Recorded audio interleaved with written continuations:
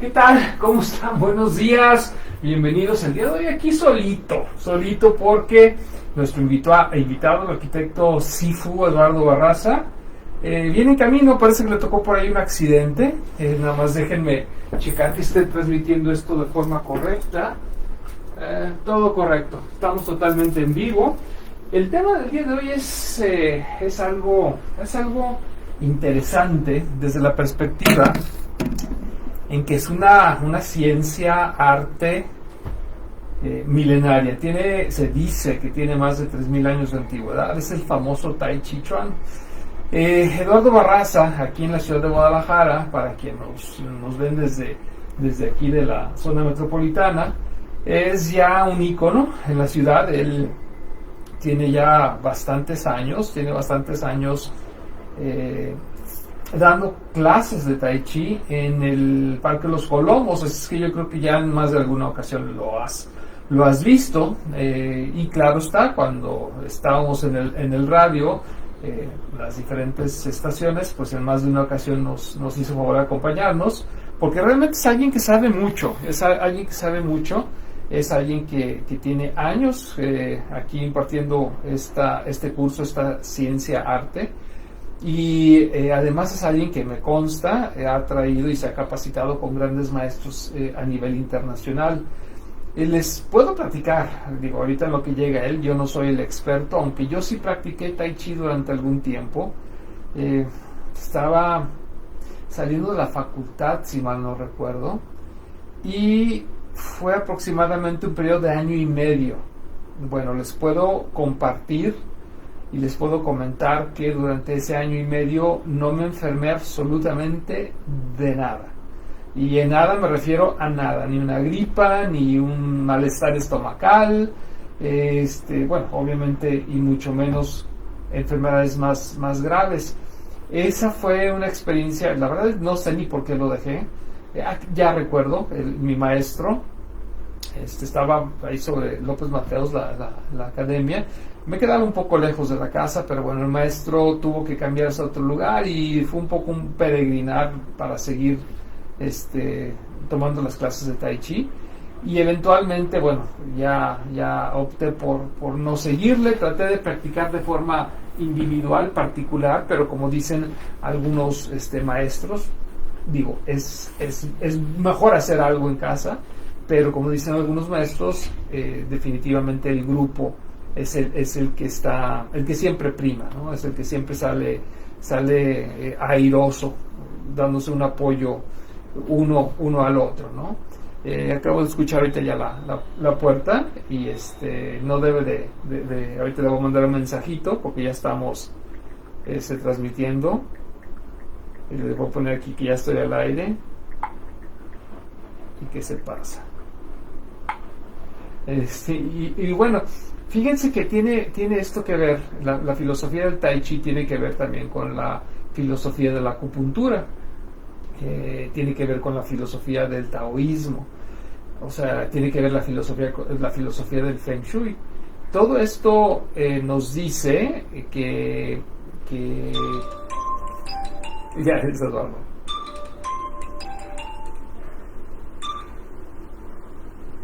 Eduardo, ya estamos al aire, ¿cómo ves? Pásate, está abierto. Nada más, mira, y el candado está sobrepuesto, te lo dejé para que pasaras, recorre la puerta y te pasas. Estoy en planta alta. Ándale pues, hasta luego. Y bueno, son vicisitudes que suceden cuando tienes esta infraestructura tan grande, ¿no? Pero bueno, espero que puedan, que nos entiendan. La idea es transmitir la información, nada más que sí quise iniciar a las 8 de la mañana porque, bueno, es un compromiso de mi parte. El día de hoy no pudo estar Rodrigo Limón, tiene un evento, ya ven que sale seguido. Yo trato de no tener eventos, y además mis eventos no son tan matutinos, no son a las 8 de la mañana. Sí, entonces déjenme checar.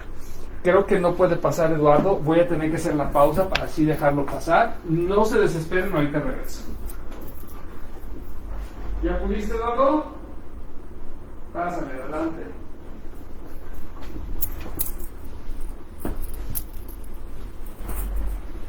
Así entonces parece que ya pudo entrar Eduardo, ya lo escuché, ya lo verificamos. El significado de la palabra Tai Chi tiene su origen. Pásale, Eduardo, estás en tu casa, mira aquí de este lado. No te fijes, digo, yo sé que los accidentes suceden y pues bueno, no pasa, no hay de otra. Nada más que sí quise iniciar a las 8 de la mañana. Te doy la bienvenida, Eduardo, muchas gracias por estar aquí con nosotros y hice un pequeño preámbulo sobre lo que es el Tai Chi. Este es el pequeño estudio, nunca habías venido. Nunca había venido. Ahí estás en cámara. Otra vez con ustedes, en cámara. Está acogedor, ¿no? Sí, y huele a maderita, huele rico. Que, bueno, lo que sucede es de que aquí en planta baja es negocio de mi hijo y trabajan con madera.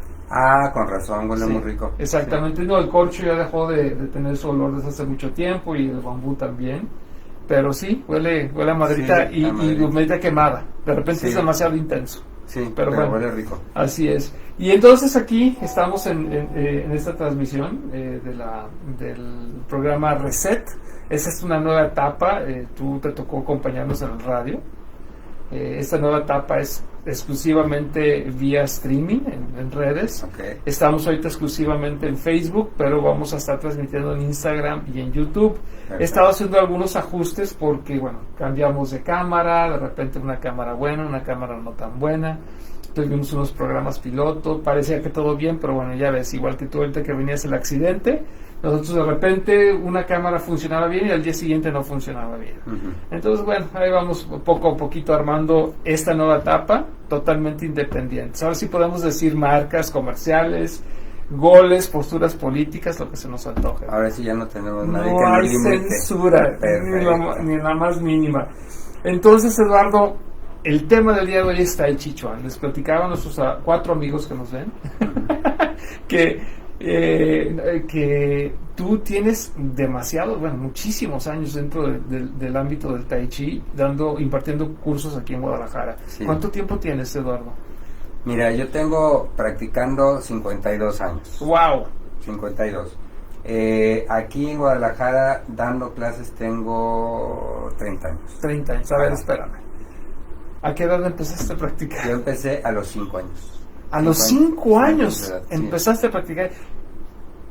¿Tus papás practicaban Tai Chi o qué? No, lo que sucede es que mi mamá fue directora de un instituto, de los primeros institutos de yoga que hubo en la Ciudad de México.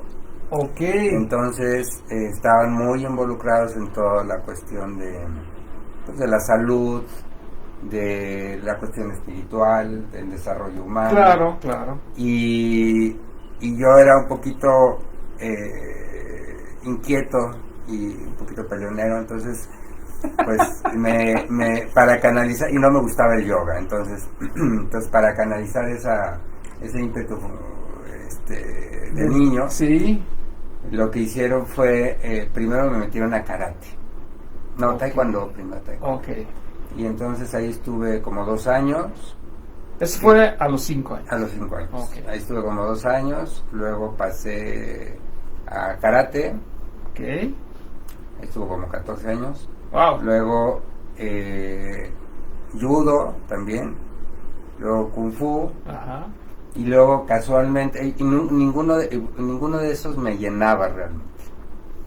Entonces, claro, es muy externo, el manejo de energía. Sí, y entonces me tocó ver en algunos torneos, en algunas exhibiciones que hubo en la Ciudad de México, ajá, algunos maestros que manejaban la energía y a mí me llamaba mucho la atención.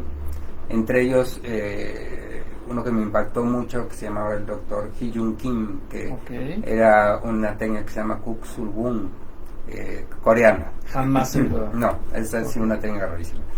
Pero él abrió la primera universidad de artes marciales en Estados Unidos. Y interesante. Hizo toda una serie de libros y todo. Ajá. Una gente muy interesante. Entonces, me tocó ver algunas exhibiciones de él de energía que me impactaron. Ok.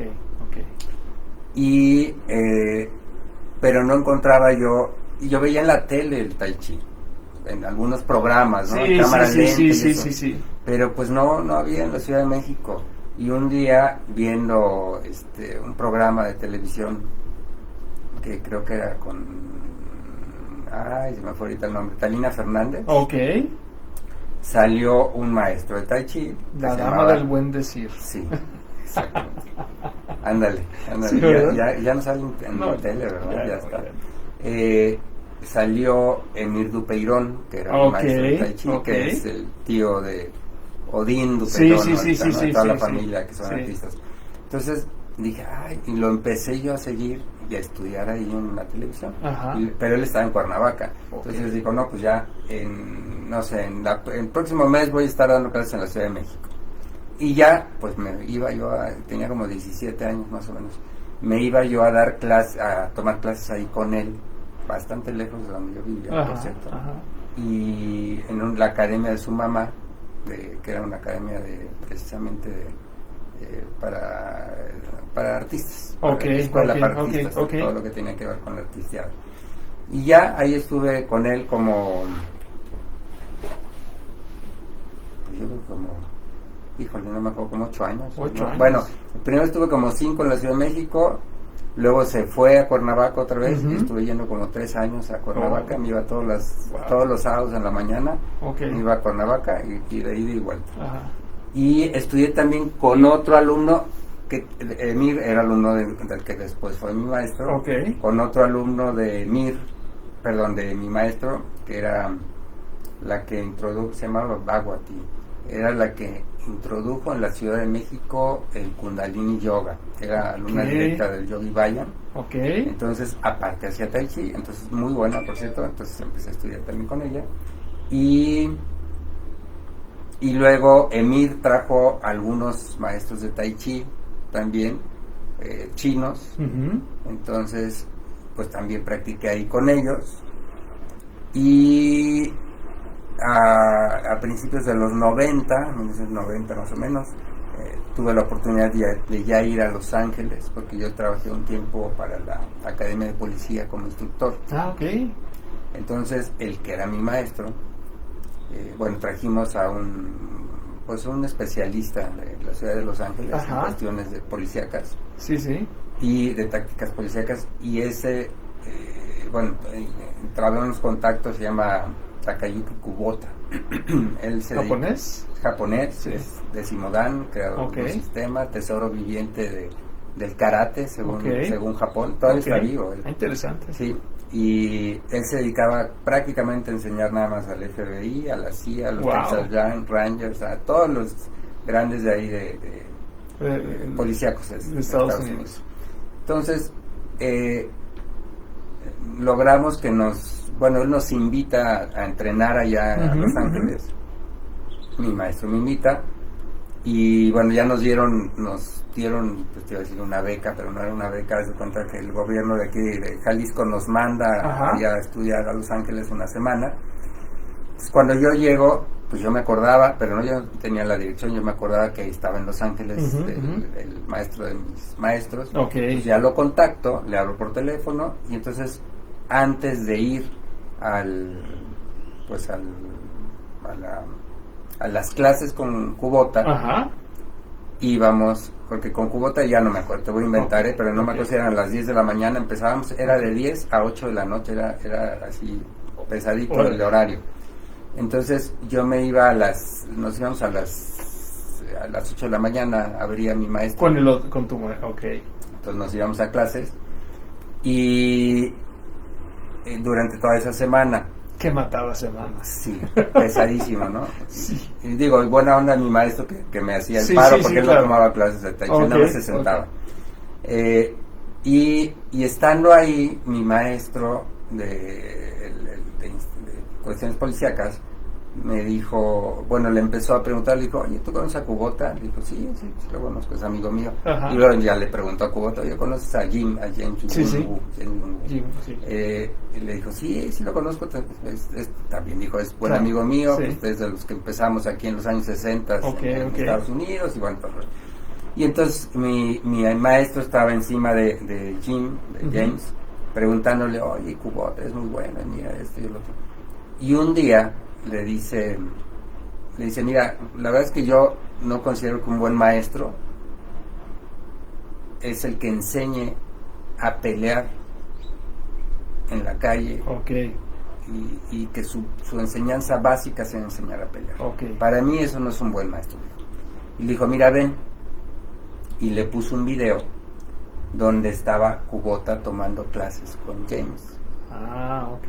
Entonces, hace cuenta que mi maestro, se llamaba Marco Tulio.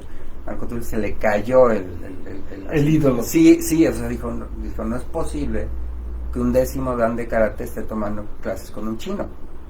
Que hay cierto rencillas, claro. Entonces dijo, entonces tiene que ser muy bueno. O sea, pues para que el otro esté tomando clases con quiere decir que este es superior al otro, ¿no? Claro. Y el otro lo reconoce. Sí, y el otro lo reconoce, ¿no? Claro que eran clases particulares. Ok. Y entonces, a partir de ahí, se cuenta que la visión de él tardó muchos años y desgraciadamente fue ya tarde cuando se dio cuenta del potencial que tenía el Tai Chi. Okay. Como ejercicio. No, imagínate en las academias policíacas Tai Chi que te permite mantenerte calmado en situaciones tensas. Sí. Digo, sería una bendición para los cuerpos policíacos de México. Sí, de hecho, un programa que tenía, un programa piloto que se hizo en el 91, 92, precisamente cuando estábamos nosotros en la academia, era el enseñar a los policías toda la cuestión de conducir, detener y contener a los delincuentes, tratando de usar la menos violencia posible. Que es lo ideal. Era parte del programa. Desgraciadamente fue cuando hubo el que estalló aquí la calle, ¿te acuerdas? Gante, ¿cómo no? Pues ¿cómo no me acordaba? Él vivía. Imagínate. Pero no te tocó el... No, pues ¿cómo no? Ahí se quedaron mis papás vivían en el 318, yo en el 178, fueron de las dos únicas casas que no colapsaron los 13 kilómetros, pero pérdida total, porque pues el subsuelo quedó totalmente... ¿Y ustedes estaban ahí con el papá? Yo no, yo estaba recién casado. Mi señora la invitaron a desayunar, llegó 5 minutos antes de que explotara la casa de mis papás, o sea, se fue a pie, era 2 cuadras, como quien dice, 2 medias cuadras y 1 cuadra completa. Llega, 5 minutos después viene la explosión. Si le hubiera tocado en la calle, o sea, yo me hubiera quedado viudo a los meses de haberme casado. Yo me casé en enero, finales de enero, y esto fue el 22 de abril. Estaba también ahí dos tías, en su casa con 2 niños que se salvaron de milagro también. Mis papás, bueno, como insisto, no se colapsó nada de la casa, pero el susto de su vida. Estaban ahí en el 318, en el 178 estaba mi cuñada con mis 2 sobrinos. Estábamos, y desafortunadamente una tía sí falleció, que vivía un poco más arriba, y sobre Gante, pero los demás, de tantos no nos pasó nada, pero bueno, eso es línea de otro costal. Pero pues cómo no me voy a acordar. Bueno, pues ya que te digo. Sí. Pues ahí cuando fue ese bombazo que desgraciadamente quitaron a nuestro gobernador, a Cosío Virauri, al licenciado, y quitaron todo su equipo, entre ellos el que era responsable, el secretario de Seguridad, se fue y bueno, desapareció ese programa, y ahí acabó nuestro paso por la Academia de Policía y toda esta cuestión. Pero bueno, afortunadamente yo ya había hecho el contacto con James Wenwu, y estuve yendo 1 o 2 veces al año durante 25 años con él. Ay, wow. 1 o 2 veces durante 25 años. ¿Y qué es? O sea, que es uno de los más grandes maestros y exponentes del Tai Chi. Sí, fíjate que era un... Digo, porque el nombre lo reconozco. Les platicaba a nuestros amigos que nos escuchan que yo practiqué 1 año y medio de Tai Chi. Ajá. Y obviamente pues te empiezas a escuchar los nombres famosos. La técnica que yo aprendí fue la técnica Yan. Ajá. Y el maestro también Yan Yuin. Yan Yuin. Sí, estaba también en Los Ángeles. El doctor Yan Yuin. Exactamente. Sí. Y también otro de los grandes, sí. ¿no? Entonces y el nombre me suena totalmente. Sí, James fue uno de los introductores, digamos, del que empezó a dar clases a occidentales, porque estaba muy cerrado en aquella época, sí. Claro. Sobre todo siendo tú un oriental, un chino, no les gustaba enseñar a los occidentales. Entonces es cierto recelo. Había mucho recelo. Entonces a James, él vivía en San Francisco, y en un scouting que hizo Ed Parker, que fue el padre del karate en Estados Unidos, se le considera como el promotor principal, el maestro de Elvis Presley y todas las grandes luminarias. Él va a San Francisco buscando un maestro, porque ya no tenía nada que enseñarles, ya no se podía enseñar más a sus cintas negras. Entonces va a San Francisco, llega a la academia de Lao Boom, que era uno de los grandes maestros viejitos de San Francisco. Había dos maestros, uno que fue muy famoso, que ahorita se me fue, se me va el nombre. Ese maestro y Lao Boom eran como los dos titulares de los Tongs ahí en el barrio chino. Solo enseñaban a chinos, nada más. Y entonces cuando este otro maestro, está Lao Boom, que era el más viejito, y este otro que sigue vivo pero ya está retirado, fue el que peleó en una pelea muy famosa contra Bruce Lee, y que se hizo muy famoso porque unos decían que había ganado y otros decían que había ganado Bruce Lee, ¿no? Este era un monje Shaolin, importado de allá directamente de China. Y bueno, es toda una leyenda. Hicieron una película hace poco de esa famosa pelea. Entonces, bueno, pues es todo una leyenda. Entonces, cuando va Ed Parker con Lao Boom, están los alumnos de Lao Boom, están Ed Parker con varios alumnos, creo que iban con 5 alumnos Ed Parker. Y entonces llega mi maestro era muy amigo de Lao Boom, no era, digamos que mi maestro era mucho más joven, hace 30 años más joven que Lao Boom, y empiezan a ver la exhibición, y después terminan la exhibición de Ed Parker con sus alumnos, y le dice Lao Boom, ¿qué te parece? Le dice a Jim, y bueno, no sé qué es lo que están haciendo, pero eso no es arte marcial, eso es un baile. Entonces el Parker se ofende y entonces le dice Jim, no, pues es que yo con un dedo tumbo a cualquiera de estos, ¿no? Y entonces le dice, a ver, a ver, hace una exhibición. Entonces hace la exhibición Jim, y queda impactado Ed Parker, y le dice, pues es que no tiene ni raíz. Me dice, mira, con un dedito te muevo. Y entonces los otros pues, lo invitan a Pasadena, California, que era donde tiene su academia. Se llevan a Jim, y estando ahí, llega directamente a la casa de Ted Parker, ahí vive, le dice, oye, pues vamos escribiendo un libro, ¿no? Sobre el karate chino. Y así se llama el libro, Karate Chino. Sí, porque mercadológicamente karate se conocía, el tai chi, ¿no? Entonces, Jim también era maestro de Kung Fu. Entonces, por eso se lo llevan, porque era de Kung Fu. Y entonces, estando ahí con Ed Parker, 3 años estuvo ahí con él, empiezan a escribir el libro. Ed Parker le daba clases, digamos, a los principiantes, y a partir de cinta café y cinta negra le daba clases Jim a sus estudiantes. Entonces, llega un momento en que, ya teniendo el libro, no encuentran quien les haga el deal para que se publique, la editorial.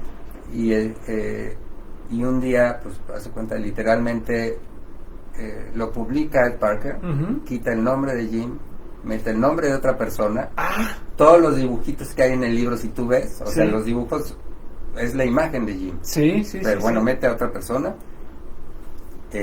lo deja varado ahí en Los Ángeles, le dice, oye, pues ya, aquí se rompe la sociedad, tráete tus cosas, salte de mi casa, y lo deja ahí en Hollywood Boulevard, lo deja ahí en una esquina. Pues a lo mejor en la esquina donde yo viví. ¿Tú viste en Hollywood Boulevard? A media cuadra. Él vivía en Winona y Hollywood Boulevard, en Western y Hollywood Boulevard, más o menos. Western, ¿estaba cerca?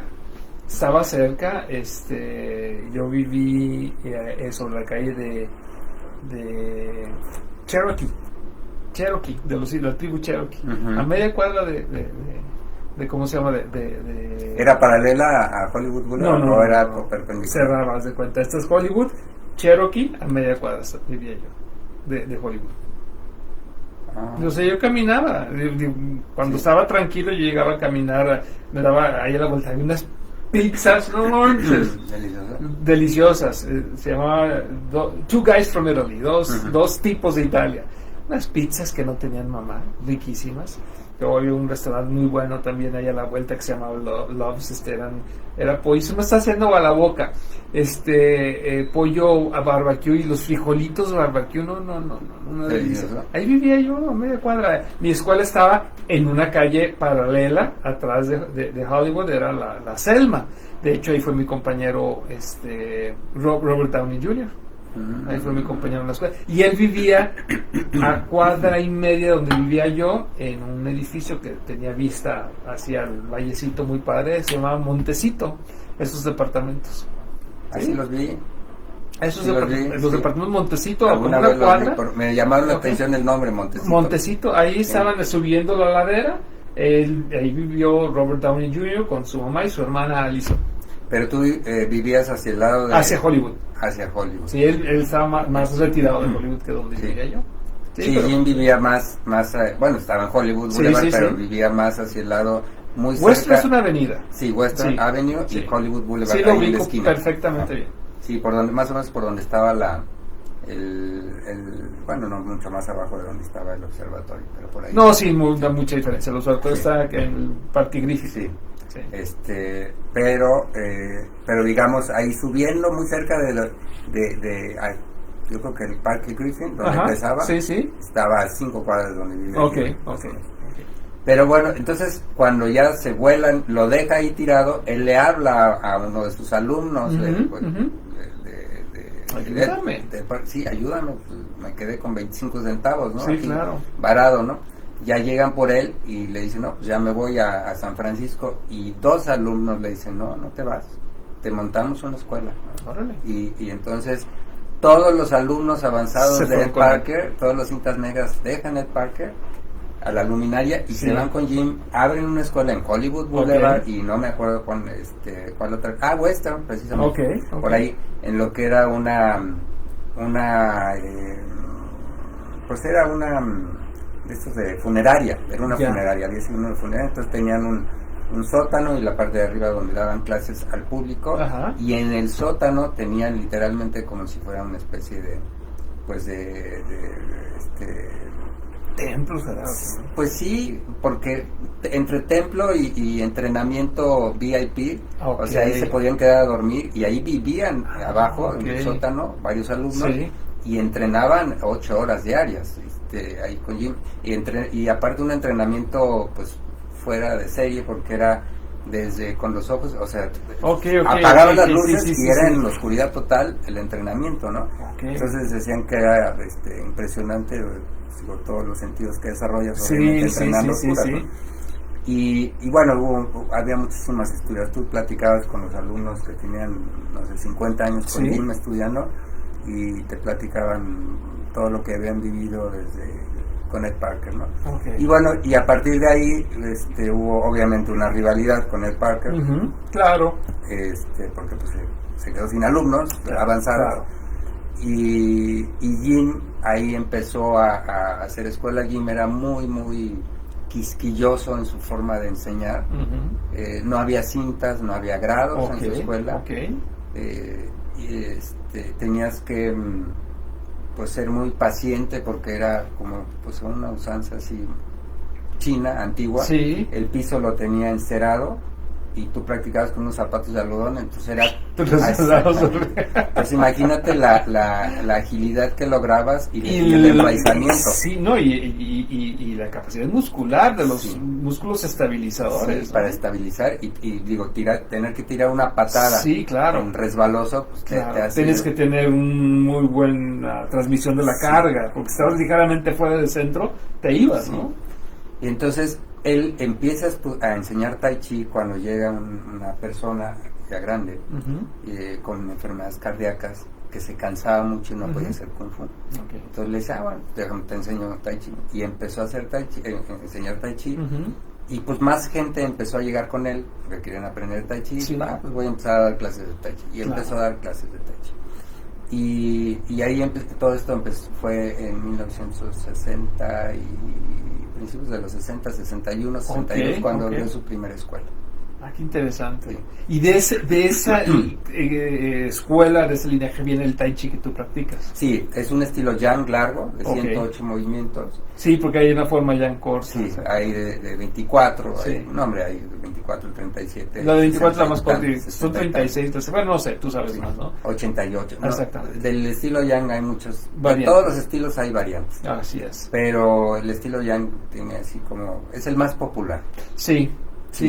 Hay cinco ramas. El primero es el Chen, que es el más antiguo, de la familia Chen. Luego, Yang era un sirviente, se supone, eso dice la leyenda de Chen. Chen no le enseñaba más que a su familia, él lo espía, descubren que lo están espiando, entonces pues le dicen que qué onda y se da un agarrón ahí y ya ven que es muy picudo y lo empiezan a enseñar. Y Chen lo empieza a enseñar, luego se regresa a su aldea y ahí empieza la historia de la familia Yang. Y luego del Yang nace el Wu, y del Wu nace otro que se llama Hao, y luego el otro que se llama Sun. Esos son como los 5 ramas principales del Tai Chi. Y tú la que practicas es el Yang, el método de Yin, porque es diferente al tradicional y al popular. Es diferente. Él combinó pues él estudió en China desde 1930. 28, 30 empezó a estudiar ahí en China. Su papá de él era un hitman de los Tongs de allá de San Francisco. Entonces mata a una persona del Tong rival, a una cabecilla del Tong rival, y tienen que huir a China. Toda una historia, ¿verdad? Tienen que huir a China para poder salvar la cabeza de su papá, porque ya tiene aprecio su cabeza del papá. Entonces van a China, llega a China, su tío tiene, el padrino de uno de sus hermanos, tiene una escuela de artes marciales ahí en China, empieza a estudiar en esa escuela de artes marciales y después se mete a estudiar al mismo tiempo a otra escuela muy famosa que se llama Jinwu, que es una escuela que empezó en 1910 de artes marciales chinas, que englobaba así como todos los estilos qué interesante, de artes marciales que había en China, y abrieron una sucursal en Cantón. Entonces él empieza a estudiar ahí, él vive en Cantón, empieza a estudiar ahí, entonces tiene la posibilidad por un lado de estudiar en la escuela de su tío, con maestros particulares también que inclusive contratan para él, y porque el papá pues tenía mucho dinero por la profesión que tenía muchas propiedades en China, y entonces le contratan maestros particulares. Viaja por muchos lados de China buscando maestros, entonces tiene la oportunidad de conocer muchos,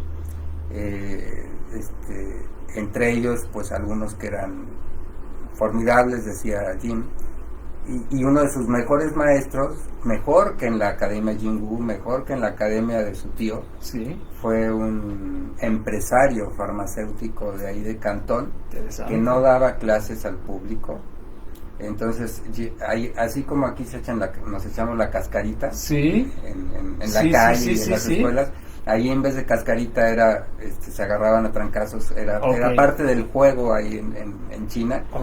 Entonces, en una cascarita marcial que se echó con un alumno de este farmacéutico, pues no le pude meter ninguno y él sí, ¿no? Entonces dijo, oye, ¿quién es tu maestro? No, pues fulanito tal, pero no da clases.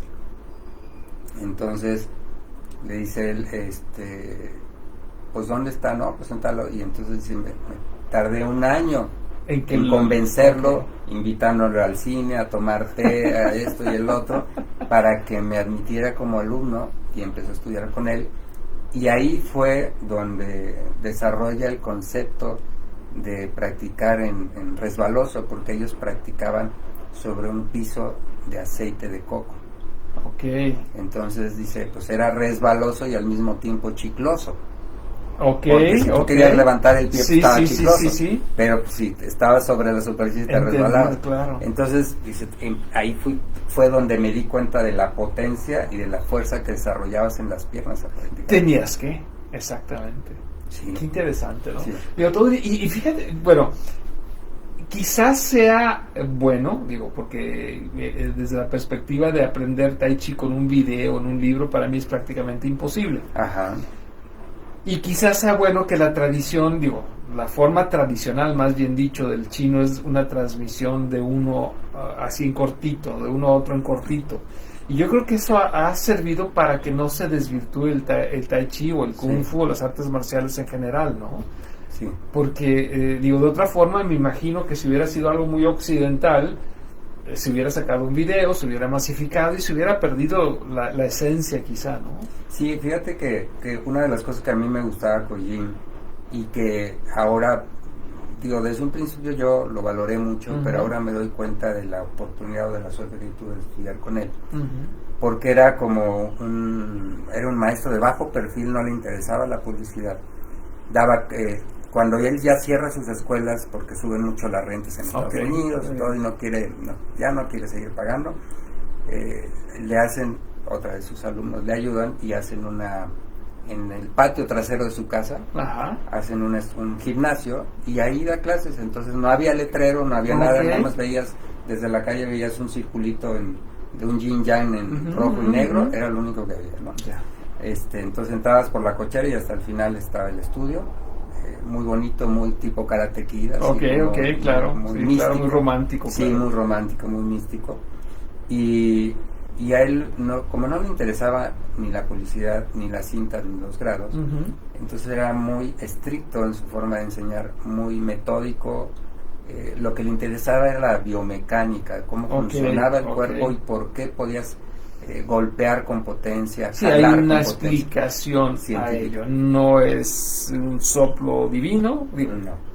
Se maneja energía interna y todo, pero tiene una razón. Tiene una razón. La energía, como decía, la energía no va a salir si la manguera está chueca. Claro. Si la manguera está doblada, no va a salir. Claro. Entonces tienes que permitir que la manguera esté derechita. Por supuesto. Es como cuando tú cargas algo pesado, tiendes no a cargarlo acá ni acá, tiendes a acercarlo al abdomen, que es la forma natural del ser humano de cargar, porque en esta parte es donde manejas más fuerza, que es el famoso Dantien, el centro energético, etcétera. Pues muy interesante, Eduardo. Oye, pero tengo que preguntarte, digo, porque el tiempo luego se nos viene encima. Si tú tuvieras que dar una definición de Tai Chi, ¿cuál sería? Fíjate que así así tratando de recortar y de hacerla muy asimilable para la gente, para mí es un ejercicio psicoespiritual que conlleva o que destila las tres esencias de la cultura china. Por un lado la meditación, es una meditación en movimiento. Por otro lado es una acupuntura en movimiento, y por otro lado es un arte marcial. O sea, los tres pilares del Tai Chi, y que no los puedes divorciar. Aunque yo no me enfoque al arte marcial, siempre va a estar imbuido, por supuesto, y es parte de su esencia, y parte de los movimientos del arte marcial. Y aunque yo no quiera ver la parte terapéutica, cada uno de esos movimientos van a hacer que yo desbloquee, masajee y estimule y regule los meridianos, los canales energéticos. Y el hecho de hacer un ejercicio tan en cámara lenta, de una manera tan precisa, con una biomecánica implícita detrás de cada movimiento, va irremediablemente, me va a hacer entrar en un estado no ordinario de conciencia, en un estado amplificado de conciencia, que me permite tomar conciencia de esa energía vital que recorre o que corre por cada uno de esos meridianos. Claro. Y me va a hacer también que mi conciencia se dispare de tal manera que pueda yo estar consciente de lo que sucede tanto a nivel interno como a nivel externo. Esto no es una meditación pasiva en la que yo me cierre y cierre los ojos y me cierre a lo que está sucediendo alrededor, sino es una meditación dinámica, activa, que me permite estar tomando conciencia simultáneamente de lo que sucede en mi interior, claro, y de lo que sucede en mi exterior. Entonces, por eso a mí me parece tan noble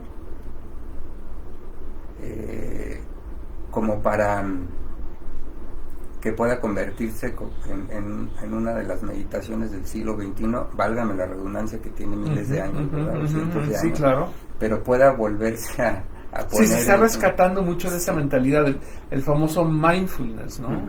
Es una técnica llena de mindfulness. Sí. Porque a diferencia de otras técnicas de meditación en que, como tú dices, hasta cierras los ojos, en esta no, en esta tú tienes que estar presente, porque igual en el movimiento te puedes caer. Claro, tienes que estar poniendo atención a lo que acontece a tu tu mano, a tu pie, sí. Y al mismo tiempo estás abierto a lo que está sucediendo, porque es un arte marcial. Claro. Entonces, ¿qué es lo que sucede? Cuando tú, a través del Tai Chi, ahorita que hay dos grandes exponentes de este concepto del flujo, que es Steven Kotler y Jamie Wheal, que están desarrollando gimnasios de flujo, y que están tratando se supone que lo iban a hacer en 2020, pero no lo han terminado. Están tratando de decodificar la esencia del flujo. Interesante. Y estos señores que tienen varios libros sobre el concepto del flujo, pues lo que se han dado cuenta es que en la medida en que tú apagas el córtex prefrontal, en esa misma medida te permite entrar en estado de flujo. Pero a diferencia de técnicas de meditación o de atención plena en las que apagas parte del córtex prefrontal, pero al momento que lo apagas, pues también apagas tu contacto con el mundo exterior. Y parte de la esencia del flujo es precisamente apagar esa parte del córtex prefrontal que tiene que ver con el ego y que tiene que ver con el barullo, con la estática mental. Pero no apagas la parte del córtex prefrontal, ni del enfoque, ni de exacta atención. Exactamente, que tiene que ver con la concentración y con la psicomotricidad. Entonces, la psicomotricidad más bien no es el córtex prefrontal, pero bueno, eso es otro tema. Pero tienes que estar precisamente logrando esta integración entre apagar el ego, el barullo mental, y conectar con la psicomotricidad. Entonces, ¿qué es lo que sucede? Por eso ellos que han investigado esto se han dado cuenta que, por ejemplo, los atletas de deportes de alto riesgo, pues es una forma de apagar ese barullo mental. Si te avientas en bungee jumping o te avientas en un y por eso es adictivo. Claro, porque haces que los 7 neurotransmisores que son la esencia del flujo y que son la esencia también de la felicidad y el gozo, pues salen a todo lo que da durante esos ejercicios o durante ese tipo de entrenamientos, cosa que a veces no pasa con la meditación. Claro. Sí, eso es y creo yo que alguna vez escuché esta analogía y eso se me hace interesantísimo. O sea, nos entrenamos para la vida viviendo la vida, no retirándonos de la vida.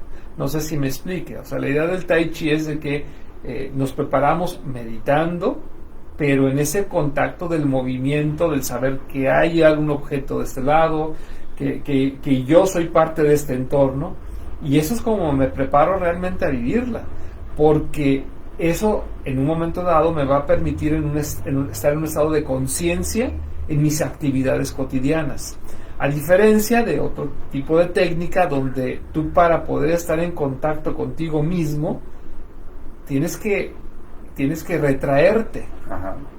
Y entonces cuando vuelves a estar en la vida cotidiana, pues esa práctica que tuviste ya no es tan útil. Y entonces te sales de tu centro, y ¿qué es lo que tienes que hacer? Regresar a aislarte. Entonces es una especie como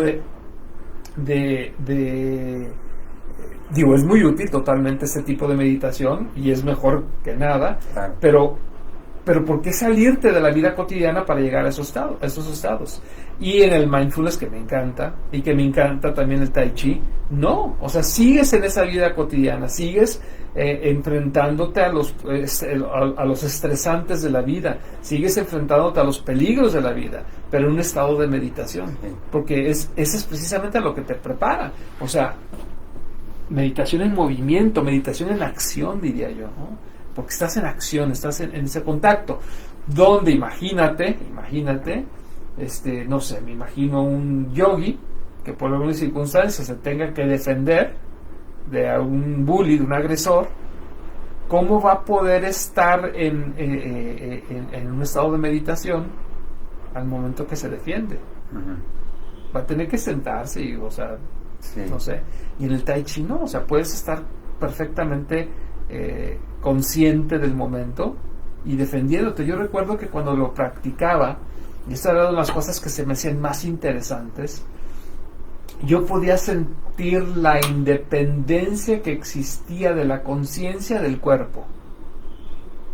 Uh-huh. O sea, yo podía estar consciente y ver a mi cuerpo moverse solo, Eduardo. Eso se me hacía, eso entonces, saliendo de la facultad, se me hacía maravilloso. O sea, yo de repente me sentía realmente como el conductor del cuerpo, porque el cuerpo se movía de repente solo. No le tenía que decir, sigue esto, sigue aquello, sigue. No, se estaba moviendo como si fuera un acto reflejo. Sí. Y yo percibiendo ese movimiento, que no es, o sea, híjole, no es fácil, es a lo que me refiero. Porque tú cuando haces algo, tomas esto, sabes que tú o sea, eres una unidad.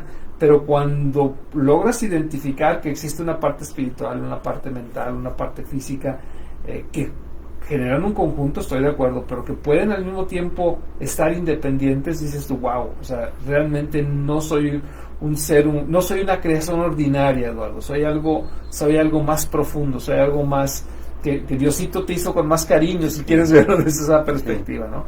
A mí me encanta definitivamente este concepto de estar presente pero activo, ¿no? Es que fíjate, el tai chi realmente te hace entrar en ese estado de flujo de una manera muy natural, de una manera muy noble y de una manera muy suave. Estos estados no ordinarios de conciencia, voy a platicar dos cosas, ¿no? Uno, el primer estudio que se llevó a cabo, digamos, de estudios no ordinarios de conciencia y de sus posibilidades, lo llevó a cabo a mediados más o menos de 1800. Un alpinista, geólogo, que iba subiendo en uno de los picos de allá de Suiza, se le cae el sombrero, lo quiere alcanzar y ¡boom!, se cae, y cae casi 10 metros. Y en esos 10 metros él tiene unas visiones y recuerda su vida, toda su vida pasa así en un segundo. Cuando ya sale de eso y empieza a llevar a cabo un estudio con diferentes personas, alpinistas sobre todo, que habían pasado por estados similares de vida, de muerte, ¿no? De posibilidades de poderse morir. Entonces lleva a cabo ese estudio, les pregunta, se da cuenta que tienen experiencias similares a las que él tuvo, experiencias cercanas a la muerte, y ese estudio lo publica con la Asociación Internacional de Alpinismo en esos 1800. Entonces digamos que se puede considerar el primer estudio. Después, sobre todo en Estados Unidos, los de la Armada, que son pues los que llevan a cabo este tipo de cosas, que tienen mucho dinero y que les interesa, dicen, oye, yo entreno a soldados Navy SEALs que me salen aproximadamente 3 millones anuales, Sí. y los señores pues nada más me duran una misión porque Sí. regresan inservibles, Claro, ¿no? Con estrés claro, postraumático. claro. Entonces necesitan un año de terapia con medicinas, Ujú, y aún así no pueden regresar Claro, a la guerra. claro. ¿Qué hacemos? Entonces empiezan a buscar cosas alternativas. A ver, pues meditación. Con meditación, 8 semanas, terapia hablada. En 8 semanas quedan más o menos funcionales. Bueno, pues a ver, ¿de qué manera los podemos hacer que entren en flujo más rápidamente? Sí. Surf, 2 veces a la semana, Ok, terapia ok, hablada. ok. En 5 semanas quedaban listos. Ok. ¿Cómo? A ver, más rápido. Más rápido. Pues MMDA, Ok.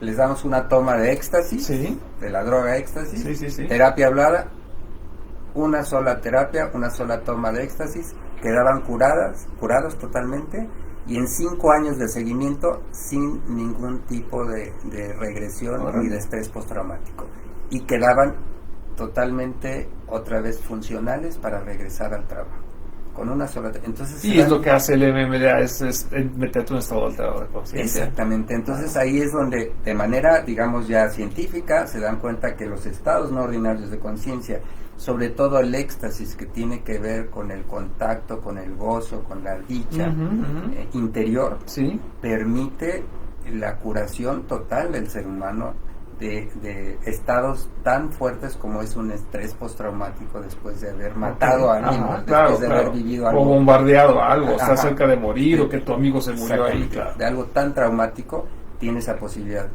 Entonces todo ese tipo de cosas nos remiten al pasado, ¿no? Y te das cuenta cómo estas técnicas como el Tai Chi, que te permite entrar en ese gozo, en Sí, ese sí, éxtasis sí. interior, tiene el potencial de ir sanando, curando tanto el cuerpo físico como la mente. Claro.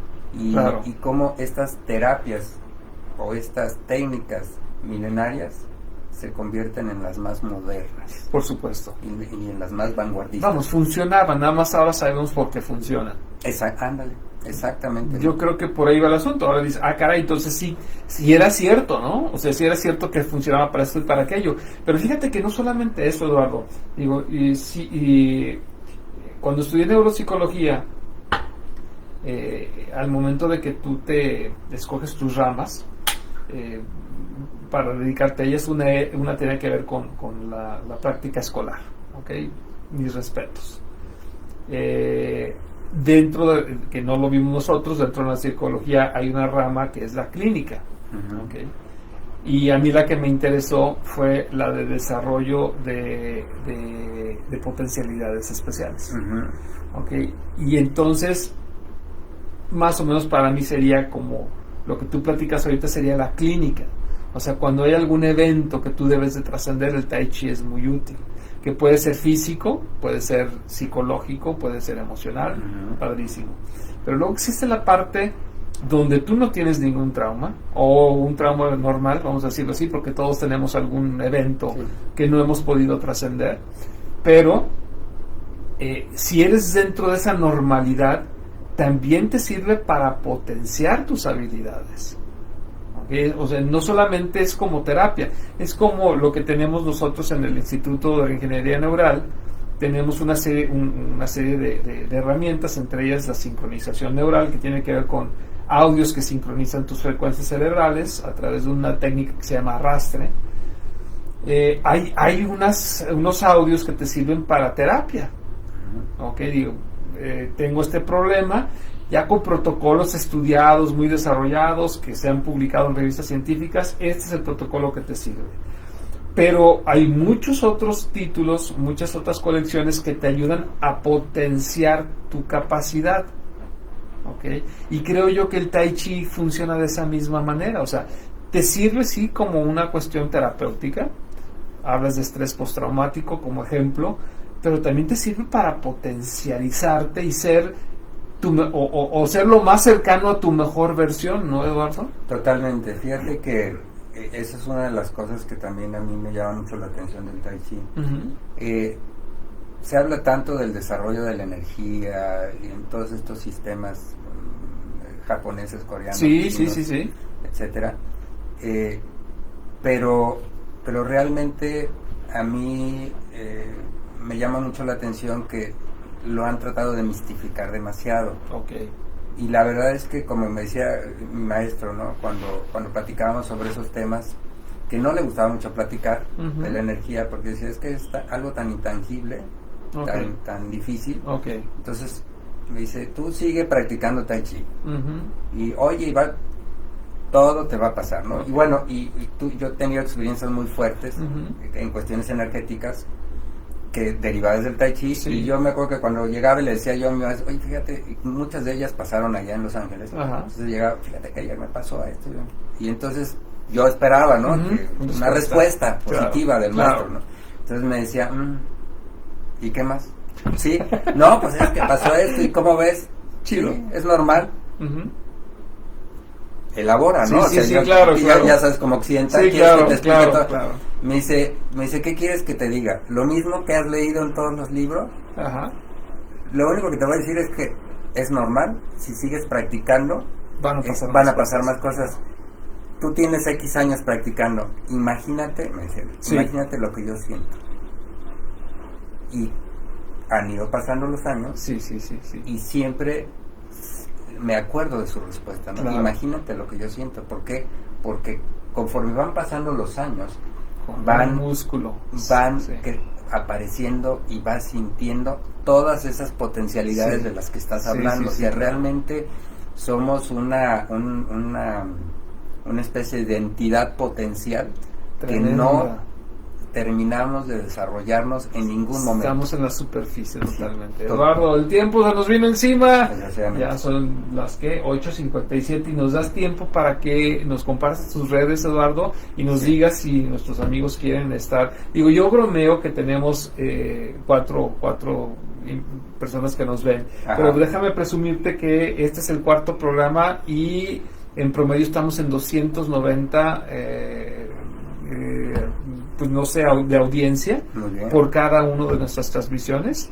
Entonces, digo, para hacer la 4ª semana, yo estoy feliz. Espero que le agreguemos muy pronto otro servicio, sean 2,900 personas viéndonos todos los fines de semana, porque los temas son muy, muy interesantes. Igual, si quieren en un momento dado que toquemos algún tema el cual no conozcamos, ni Rodrigo Limón, ni su servidor, ni Eduardo, y tenemos un equipo muy padre de personas que colaboran con nosotros, conseguimos la persona adecuada, si quieren, porque alguna vez me pidieron, cuando estaba en radio, que querían temas políticos, ¿no? Ya ves que allá, o sea, imposible. Podemos también tocar temas políticos que sabemos que siempre en un tema político hay demasiadas opiniones subjetivas. Objetivo es muy difícil, pero lo podemos tocar, no hay miedo en este caso. Así es que, Eduardo, ¿dónde te pueden localizar? Mira, me pueden encontrar en mi página web, que es www.taichimexico.net y también con terminación .info.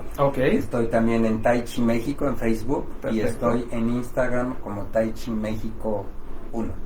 Perfecto. Entonces, en esas redes sociales, y Aldo, te agradezco mucho, como siempre, la invitación después de tantos años de estar migrando con programas contigo, ¿no? Sí, así es. Y ver que sigues impulsando este tipo de la idea es, el programa, y voy a robarme un poquito de tiempo, se llama Reset, el arte de reinventarte. Con la pandemia, más que nunca nos queda claro que si te quedas estático, te vas a oxidar y te vas a morir. Hay que estarnos reinventando cotidianamente, y en esta etapa de las transmisiones que hacemos, que ya es totalmente particular, la idea es compartirle a la gente esa inquietud de estarse reinventando, de hacer olas en la sociedad, de no quedarte estático, de seguirte superando continuamente, porque creo yo que ese es el llamado que tiene el ser humano en esta vida, en este plano, y muchos desgraciadamente no lo hacemos. Entonces, como que hacer una comunidad muy padre donde nos podamos estar reforzando, Eduardo. ¿Cómo la ves? Pues padrísimo, y padrísimo que después de tantos años tú te sigas reinventando. Así es, renovarse o morir. Muchísimas gracias, Eduardo. Lo típico, como el productor no vino, pues me atravieso en la cámara siempre para poder apagar. Gracias, chao. Finalizar.